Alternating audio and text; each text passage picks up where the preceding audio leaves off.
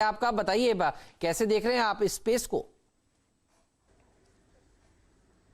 Good morning Hemant, good sir. Morning Viru, good morning Shail ji and the rest of the panel.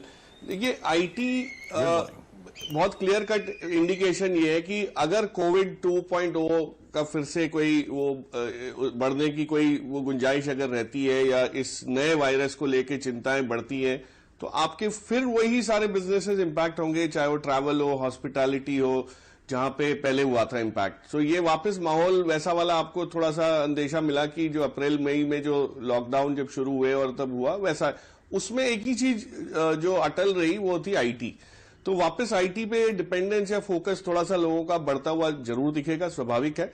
और मुझे लगता है जैसे सुमित ने समझाया, हर एक आईटी कंपनी ने अपनी एक एक कोई एरिया को फोकस करके उसको उसमें चुनिंदा स्ट्रेंथ बनाई है।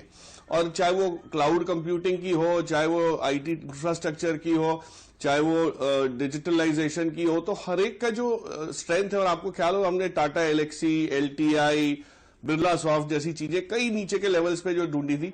मुझे लगता है अब ट्रांसफॉर्मेटिव जो चेंज आएगा अहमद, उसमें telecom will be one of the biggest globally. जो 5G का रोल आउट चाइना में और बाकी देशों में भी हो रहा है और हमारे यहाँ भी बहुत जल्द शायद 1-1.5 साल में आपको 5G भी इस्तेमाल करने को मिलना शुरू हो जाएगा, तो उसका इंफ्रास्ट्रक्चर बनने में शुरुआत हो जाएगी। तो टेक महिंद्रा जो कंपनी है जिसने बहुत टेलीकॉम में काम किया है, अग्रणी कंपनी रही है, क्योंकि इनको एक्सपीरियंस बहुत है इस टाइप के इम्प्लीमेंटेशंस का, जो नेटवर्क अक्रॉस नेटवर्क्स रहते हैं।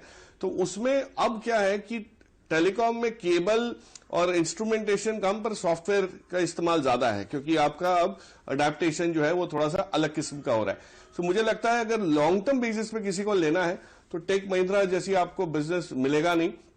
और ये इनका मार्केट शेयर इतना जल्दी ग्रो होगा कि ये जल्द ही शायद हो सकता है टॉप 3, टॉप 4 में भी इनका आंकलन होना शुरू हो जाए। तो I think that's a very positive space. और इसमें आपको बाय ऑन डिप्स वाली स्ट्रैटेजी है और थोड़ा लार्ज कैप की तरफ झुकाव ज्यादा रहेगा ही। थोड़ा सा मिड कैप्स में या स्मॉल कैप आईटी में आपको थोड़ा सा प्रॉफिट बुकिंग भी आते हुए दिखेगा, क्योंकि रनअप अच्छा खासा हो चुका है। सही। तो लार्ज कैप्स के ऊपर आप ऑर्डर करना चाहेंगे क्या? हेमंत देखिए, एक सिंपल गणित यह है कि हर एक वेजिटेरियन आदमी इसको एक बार तो ट्राई करना चाहेगा और साथ साथ जो नॉन वेजिटेरियन खा रहा है लेकिन शिफ्ट करना चाहता है वो भी खाएगा। हमारी जो 130 करोड़ की आबादी है उसमें से अगर सिर्फ 5% भी एलिजिबल लोग रहते हैं जो 10 साल से 70 साल की उम्र में हो या 80 साल की उम्र में, इस बैंड में आप गणित लगा लीजिए कि कितने पिज्जा बिक सकते हैं just on A trial basis, कि भाई एक बार तो मैं कोशिश तो करूंगा। और फूड की खासियत ये है कि ये बहुत एक्सपीरियंशियल प्रोडक्ट होता है, ये आप देख के नहीं समझ सकते, आप विंडो शॉपिंग नहीं कर सकते इसमें। आपको इसका लहजा लेने के लिए, जायका लेने के लिए पैसे तो खर्चने पड़ेंगे। सो एक तो ये बहुत बड़ी चीज होती है। दूसरा, जैसे आपने फरमाया, ग्लोबली आप देखिए बियॉन्ड मीट करके कंपनी थी, जो आईपीओ जब आया था तो लोगों को समझ नहीं आया था कि उनको तब ये माना गया था कि ये चलेगा ही नहीं। आज उस कंपनी की अगर आप स्ट्रेंथ देखें, $140 के करीब अभी भी उसका भाव है। आईपीओ के बाद वो ऊपर गया, नीचे 100 के नीचे गया, पिछले साल फिर ऊपर आया, क्योंकि ये जो ग्रीन हाउस गैसेस का या ग्लोबल वार्मिंग का जो क्लाइमेट चेंज का है उससे लिंक्ड है। आप मानेंगे नहीं, जो पोल्ट्री को बढ़ाने के लिए उसका उत्पादन जो होता है उसमें बहुत ज्यादा ये सब एनवायरनमेंट को डैमेज होता है, ऐसा मानना लोगों का है, ऐसा साइंटिफिकली प्रूव भी हुआ है। तो वेजिटेरियनिज्म या वीगनिज्म का जो चलन है ये तो ऐसा ट्रेंड है कि इसको आप रोक नहीं पाएंगे। और इसको खर्चने, इस पे पैसा खर्चने वाले थोड़े से अप मार्केट सेगमेंट वाले ही कंज्यूमर्स रहते हैं, तो प्राइसिंग पावर भी आपके पास रहती है। तो ये सब देखते हुए आई थिंक इट्स बहुत इंटरेस्टिंग। बिरयानी से ज्यादा मुझे ये वाला स्टेप पे ही लगा। अब ऑफकोर्स अडेप्टेशन कितनी जल्दी होता है, कितना लोगों को मजा आता है, वो सब रहेगा, बट जरूर इसकी वेट करेंगे। और जुबिलेंट को इस स्तर पे रहना या इसके ऊपर जाना हो तो इस टाइप की इनोवेशन बहुत जरूरी हो जाएगी। ये हो गया जितनी गिरावट होनी थी, या अभी आपको लगता है कि छोड़ दिया जाए, अवॉइड किया जाए पीएसयूज में पीएनबी को? इसमें निकलने के मौके आपको कई बार मिले हैं। सो ये अगर अभी भी आदमी अटका हुआ है तो मेरा सवाल उल्टा ये है कि इसमें क्या अच्छाई आपको समझ आ रही है जो आ सकती है, और उसका जवाब आपको ढूंढते हुए थोड़ी मुश्किल होगी, क्योंकि कहीं भी इस टाइप की ना कोई रिकवरी की उम्मीद है जो इनके लिए खास परिवर्तन ला सके, या कोई इस टाइप का बेनिफिट हो कि सिर्फ पीएनबी को ही एडवांटेज मिलेगा, कोई रेट कट का, वो सभी को मिलना है।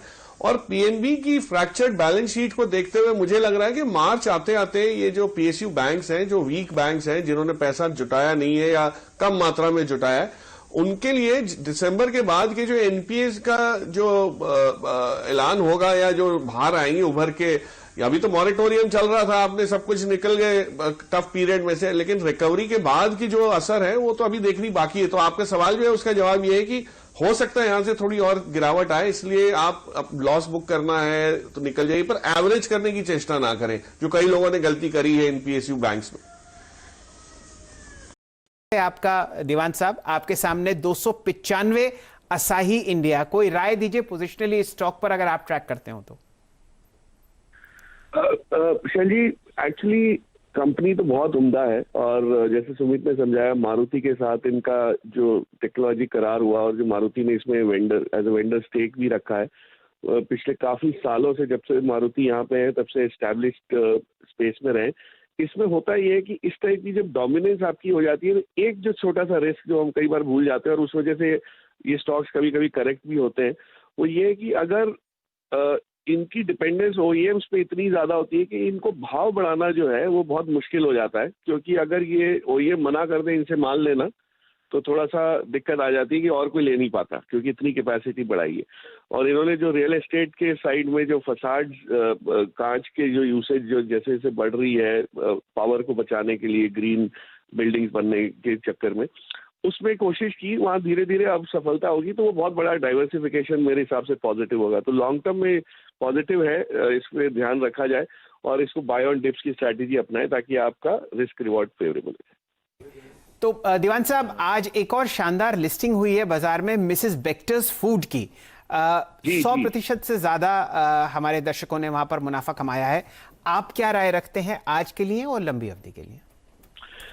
शैली, कंपनी तो हमको पता ही है, सबको बहुत बढ़िया थी, बहुत आतुरता से उससे वो कर रहे थे, वेट कर रहे थे। बट माय पॉइंट इज कि ये जो ये है एलिमेंट ऑफ लिस्टिंग पे जो प्रॉफिट गेन्स का, अच्छा before I finish Bector food, मैंने असाइड है बाई का वो नहीं दिया, वो एक आपकी प्लेट मैंने देखी, उसको थोड़ा सा मॉडिफाई करिएगा।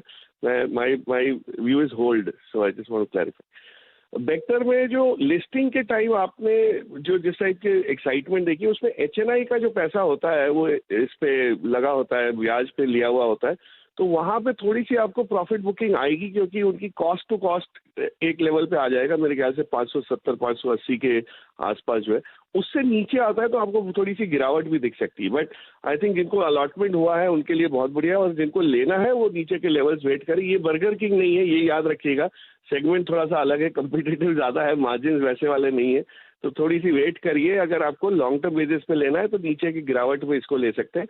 बट आपको शायद आज इसमें वॉलेटिलिटी इसलिए दिखेगी, जो एचएनआई जिन्होंने ब्याज पे पैसा लेके अलॉटमेंट के चक्कर में बड़ी एप्लीकेशंस करी है, उनको निकलना थोड़ा सा बेहतर हो जाएगा।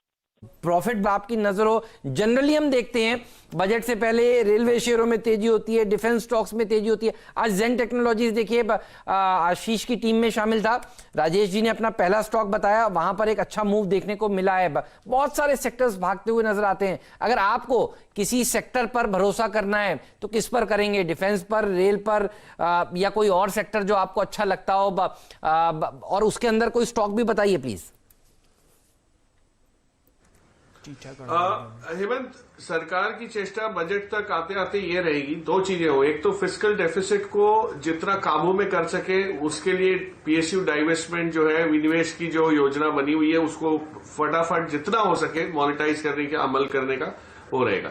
सेकेंड चीज होगी कि एम्प्लॉयमेंट जनरेशन एक सरकार के लिए बहुत बड़ी चिंता है या एक मुद्दा है, तो उस मसले को अगर सॉल्व करना है तो आपको रियल एस्टेट को सपोर्ट करना पड़ेगा, इंडस्ट्रियलाइजेशन को सपोर्ट करना पड़ेगा, और जो आत्मनिर्भरता जिस हिसाब से एक्सेप्ट हो रहा है मार्केट में, इंडस्ट्री में, मुझे लगता है उसको बहुत बढ़ावा मिल सकता है। तो दो सेक्टर हैं उस लिहाज से, एक है गैस सेक्टर। सरकार ने हर मौके पे गैस को प्रोत्साहन देने का पूरी तरह से वो किया है और उसमें सक्षम भी रहे। मुझे लगता है gas authority of India, IGL और जो पाइप्स की आपकी चाहिए थी, ड्रिलिंग एंड पाइप्स कंपनीज का जो क्षेत्र है, वहां पे बहुत बड़े मौके हैं, बहुत बड़े मौके। और सेकंड जो डिफेंस में हमने कहा, उसमें से एक कंपनी है जो BEL, आज सुबह भी मेरे ख्याल से हमने एक सरसरी तौर पे जिक्र किया था। वो याद रखिए, वो कंपनी ही ऐसी है जो बहुत बड़े स्केल पे सेमीकंडक्टर्स भी बना सकती है, जिसकी बहुत बड़ी शॉर्टेज ग्लोबली हम देख रहे हैं, चाइना को लेके, ताइवान को लेके। तो ये चीजें जो है, इससे हमारी जो डिपेंडेंस बाहर के मार्केट्स पे, उसको कम करके हमारी आत्मनिर्भरता को यूज करते हुए अगर होगा तो ये कंपनीज को बहुत बड़ा फायदा होगा। और BEL पे तो मुझे लगता है कि मॉर्गन स्टैनली ने जिस हिसाब से 15 दिन का भी एक अंदेशा दिया है कि 15 दिन में भी it can play catch up with the rest of the market, वो बिल्कुल पूरी तरह से गुंजाइश वहां पे है। तो गैस अथॉरिटी ऑफ इंडिया और BEL, ये दोनों सेक्टर के टॉप पिक्स रहेंगे। बहुत सही आपने कहा।